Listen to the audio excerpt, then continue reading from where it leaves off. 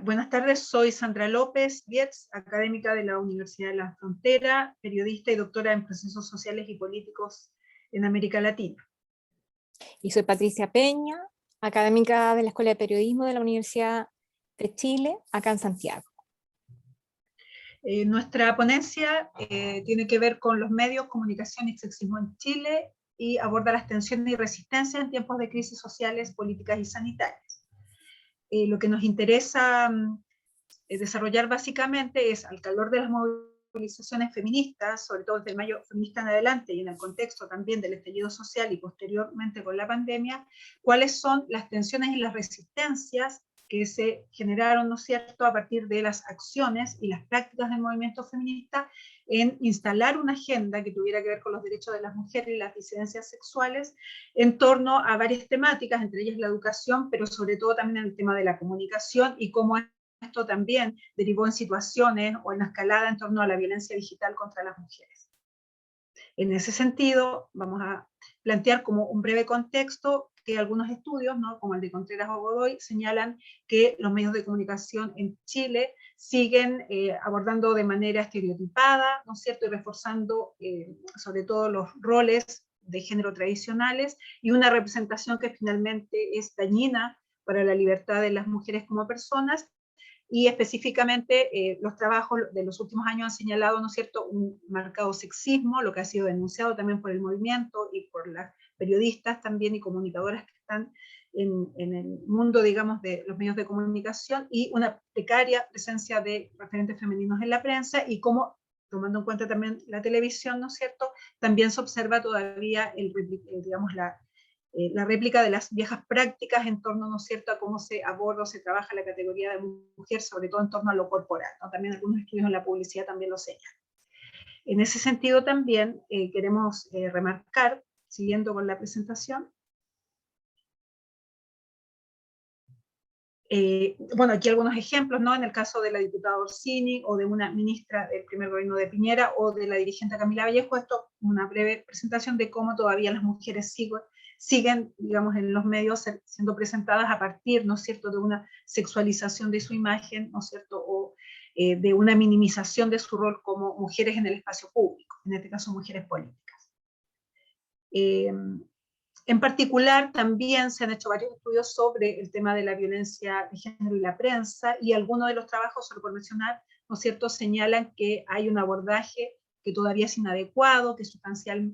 digamos, que no aborda de manera sustancial la perspectiva de género, que por lo tanto no contribuyen a erradicar la violencia de género, y más bien, ¿no es cierto?, tienden a volverlo un espectáculo, ¿no es cierto?, a naturalizarla, y lo que se denomina incluso un segundo espacio de violencia para las víctimas, ¿no es cierto?, puesto que construyen, tomando a olivares, algunas representaciones simbólicas que perpetúan, ¿no es cierto?, por ejemplo, la violación a los derechos fundamentales de las mujeres. Y aquí, bueno, una portada de un caso donde, ¿no es cierto?, aquí desaparece la figura del victimario, y esta fotografía de Martín Pradenas, que es un caso emblemático donde, ¿no es cierto?, se trata de hacer una limpieza de imagen de este varón que es un violador, y, digamos, la que está puesta en la luz pública es la mujer, ¿no?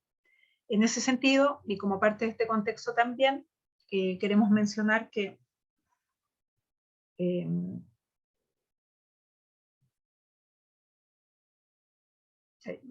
Reanudamos.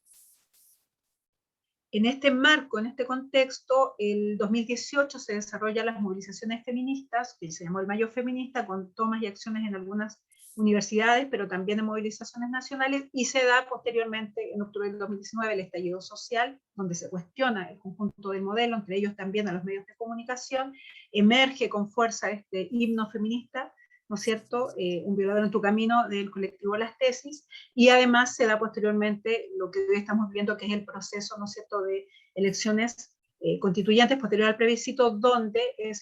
por primera vez va a haber una constituyente con paridad, ¿no es cierto?, y donde las mujeres lograron una gran elección, incluyendo a mujeres feministas y de las disidencias que van a ser parte de esta convención, donde se está hablando de una convención constituyente feminista. Y en ese marco, lo que en particular queremos puntualizar, ¿no es cierto?, respecto al Mayo Feminista del 2018, que fueron una serie de movilizaciones que se dieron en todo Chile, donde hubo tomas de distintas universidades y colegios, donde hubo denuncias públicas sobre todas situaciones de acoso,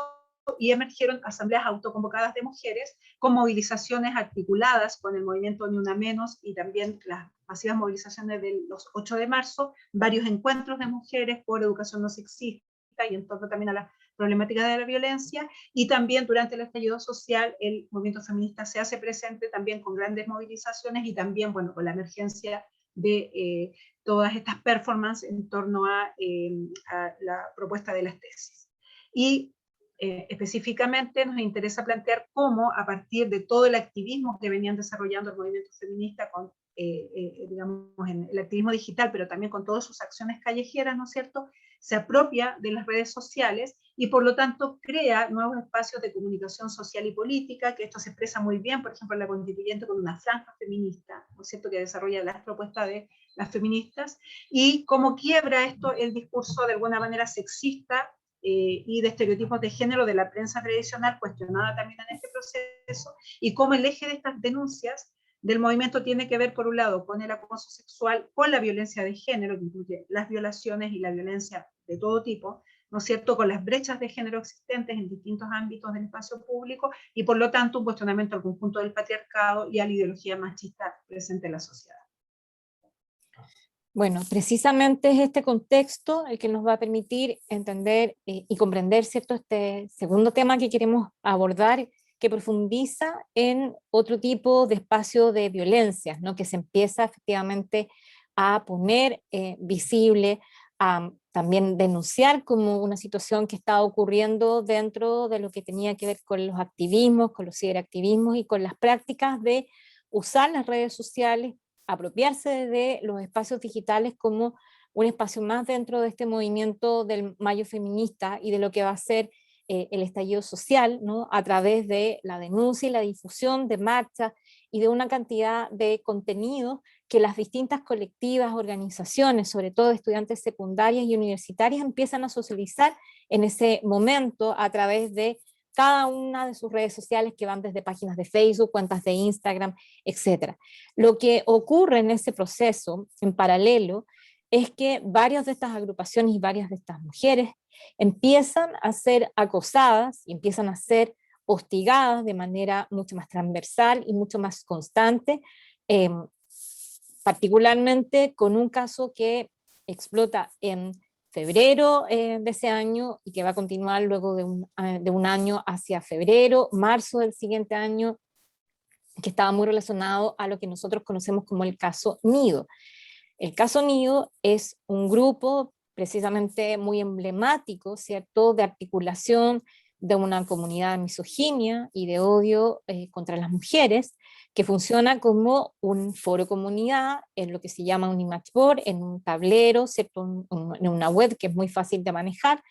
y donde efectivamente durante todo ese periodo que acompaña Mayo Feminista, se empiezan a denunciar situaciones en que efectivamente chicas y estudiantes empiezan a encontrar imágenes de ellas sin consentimiento, asociados a datos personales, ¿vale? Este foro funcionaba desde el 2014, pero generó una gran controversia porque además, ¿cierto?, en el verano siguiente,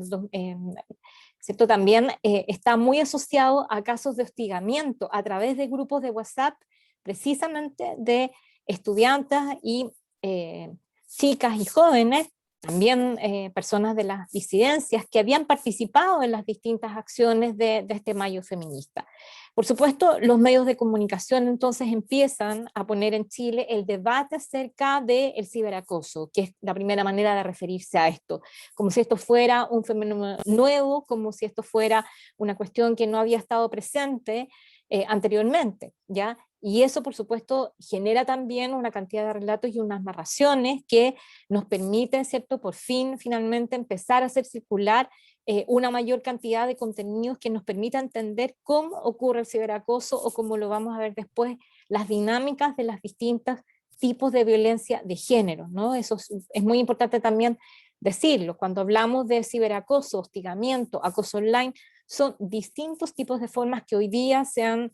denominado como violencias digitales de género, ¿no? Y sin duda esto permitió, por supuesto, poner en la discusión pública, ponerlo en el debate, sobre todo darle una validez también de que no era una violencia inocua o una violencia que no dañara, porque no fuera real, porque no estuviera asociada a una cuestión física, sino que era violencia tal cual ocurre en la calle, tal cual como si fuera un acoso callejero o un acoso físico, ¿vale? Creo que ese es un punto importante de destacar.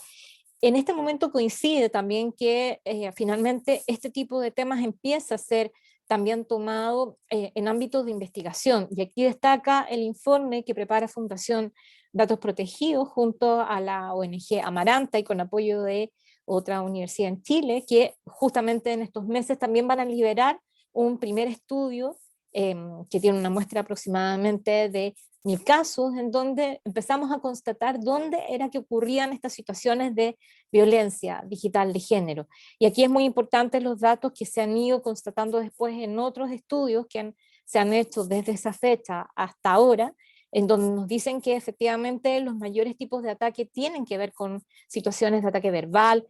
humillaciones, también, por supuesto, todo lo que tiene que ver con acoso y hostigamiento, muchas veces ligados en algunos casos a exparejas o situaciones de violencia familiar o de pololeo, del noviazgo, ¿no? Que está ocurriendo y que efectivamente después continúa en lo digital, y cómo vamos a ver después durante la pandemia con otros tipos de acosos que son 100% digitales, ¿no? También hay un aumento reiterado de todas las denuncias sobre o recibir imágenes o que son personas que, ¿cierto? Y mujeres y adolescentes que acusan ser víctimas, ¿cierto?, de la difusión de imágenes íntimas sin consentimiento, ¿ya? Que son los dos casos de mayor crecimiento también que vamos a ver durante la pandemia. Es muy importante que también en estas informaciones nos dice que más del 60% de quienes, por ejemplo, habían respondido a esta encuesta conocían a sus agresores, ¿ya? Y esa cuestión, de nuevo, va a ser es un dato clave para entender las situaciones que se van a seguir ocurriendo, porque esto puede ser un familiar directo o alguien dentro de la comunidad escolar.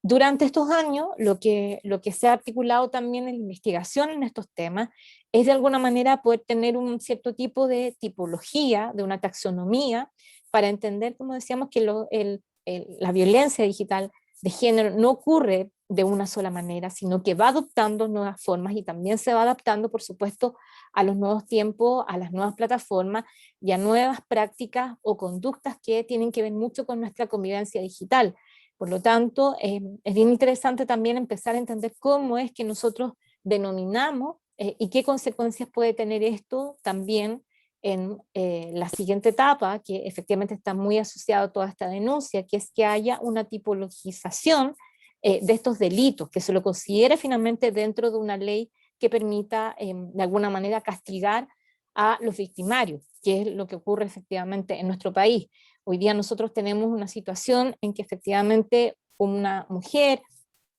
una persona de la comunidad LGTB,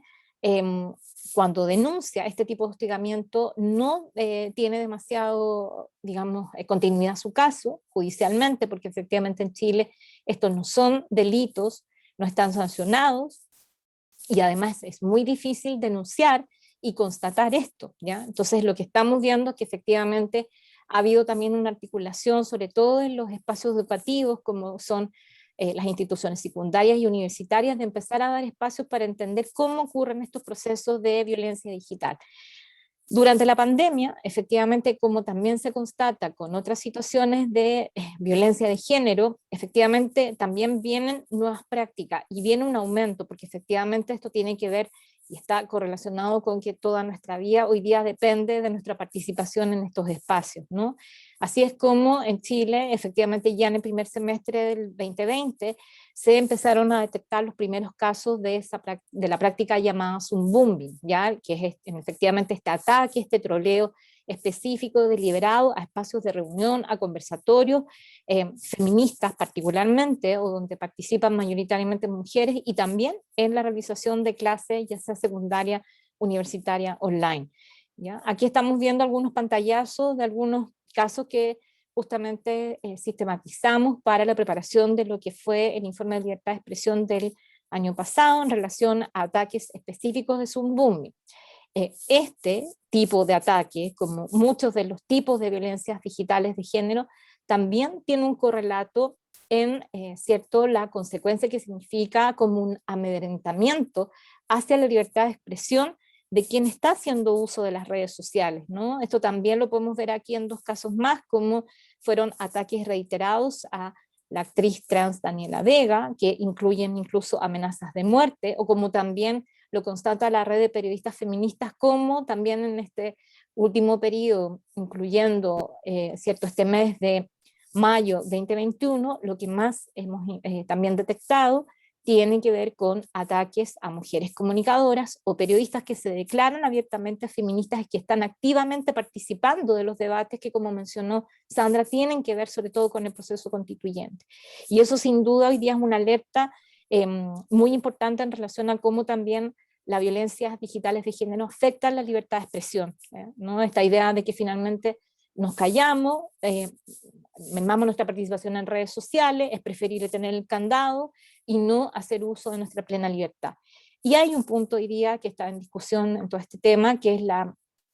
discusión, ¿cierto? Hoy día un poco paralizada del proyecto de ley que está justamente proponiendo calificar y proponer una tipología de las violencias digitales. Este es un proyecto de ley que entró en discusión justamente a finales del año pasado en Chile. No tiene un enfoque necesariamente de género, a pesar de que fue apoyada por muchas de las colectivas que tienen que ver con cierto el trabajo activista feminista, y eso, por supuesto, una ley que nos va a permitir que tanto efectivamente siga avanzando y puede ser un aporte, a pesar de que también ha sido bastante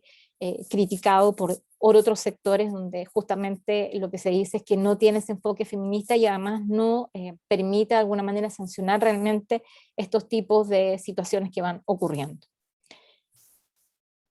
Eso. Bueno, queremos agradecerles habernos escuchado y nada, estaremos en contacto con todas y todos ustedes luego de este congreso para responder preguntas que tengan de lo que hemos presentado. Muchas gracias. Muchas gracias.